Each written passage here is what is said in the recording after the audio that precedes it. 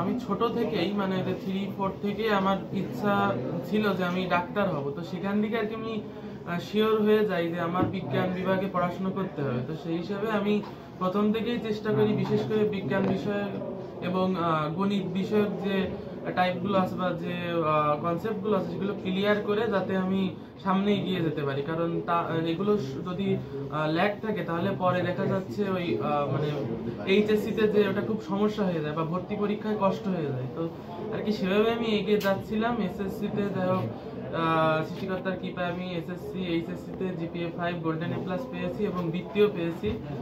এখন তারপরে আমি মেডিকেলের সময় মানে যে অ্যাডমিশন জার্নি সেখানে আমি খুব একটা মানে সময় নষ্ট করিনি, কারণ সময় নষ্ট করলে আসলে ভালো কিছু করা যায় না। তো সেই হিসেবে আমি টাইম বেঁধে নিয়ে আমার টপিক অনুযায়ী আমার যেখানে যেখানে সমস্যা ছিল, গ্যাপ ছিল, আমি সেটা বুঝে নিয়ে আস্তে আস্তে ধীরে ধীরে চেষ্টা করতে থাকি। এখন সেটার ফলই আজকে পেয়েছি।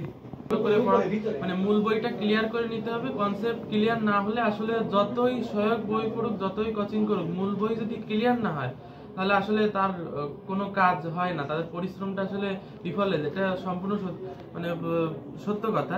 যে কারণে আমি বলবো যে মূল বইটাই ভালো করে পড়তে হবে এবং অবশ্যই সৎভাবে পরিশ্রম করতে হবে। সৎভাবে পরিশ্রম না করলে আসলে কিছুই হয় না। আর বিশেষ করে ভর্তি পরীক্ষা এটা বেশি সূক্ষ্ম, কারণ একজনের একটা ছোট ভুলে দেখা যাচ্ছে তার চান্স নাও আসতে পারে।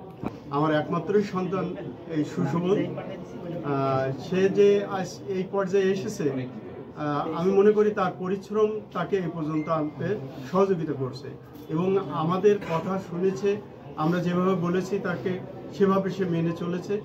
সে মানছে বলেই আজকের এই কাঙ্ক্ষিত লক্ষ্যে পৌঁছাতে পেরেছে বলে আমি বিশ্বাস করি।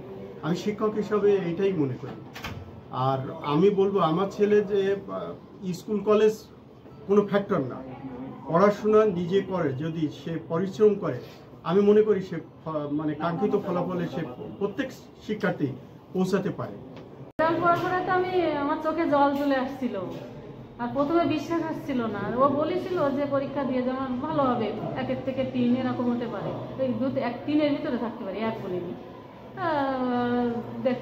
দেখে ও তো ইয়ে গেছে, বারবার রেজাল্টটা দেখে তারপর স্বপ্ন দেখি আমার ওর স্বপ্নটা হলো ডাক্তার, একটা ভালো ডাক্তার। এবং ওর প্রথম কথা যে ডাক্তার ভালো হলেই তো শুধু হবে না, ভালো মানুষ হতে হবে, ভালো মানুষ হতে হবে। সেইটা শুধু ওর কথা যে পড়াশোনা শিখলে হয় না, ভালো মানুষও হওয়া লাগে।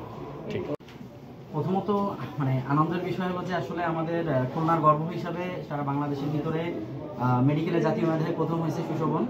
তো সুশোভনের সব থেকে বড় একটা বিষয় ছিল যে ও কিন্তু ওর একাডেমিক লাইফে আসলে কখনো কোনো টিচারের কাছে পড়ে নাই। তো শেষ মুহূর্তে যখন আসলে অ্যাডমিশন জার্নি, কঠিন একটা পথ, তো সেই সময় এসে দেখা গেছে যে আসলে ও কি করবে, সেই সময় আসলে ও আমাদের শরণাপন্ন হয়েছে এবং আমরা প্রথম থেকে একদম মেডিকেল পরীক্ষার আগদিন পর্যন্ত ওকে যেভাবে সাহায্য করা যায়, আমাদের ওর জন্য ক্লাস, পরীক্ষা, বই, ম্যাটেরিয়াল, যত ধরনের সার্ভিস আছে ওকে আমরা দিয়ে সাহায্য করছি। আমার থেকে আরো ও বলতে পারবে যে আসলে আমাদের সার্ভিসগুলো আসলে কিভাবে নিছে।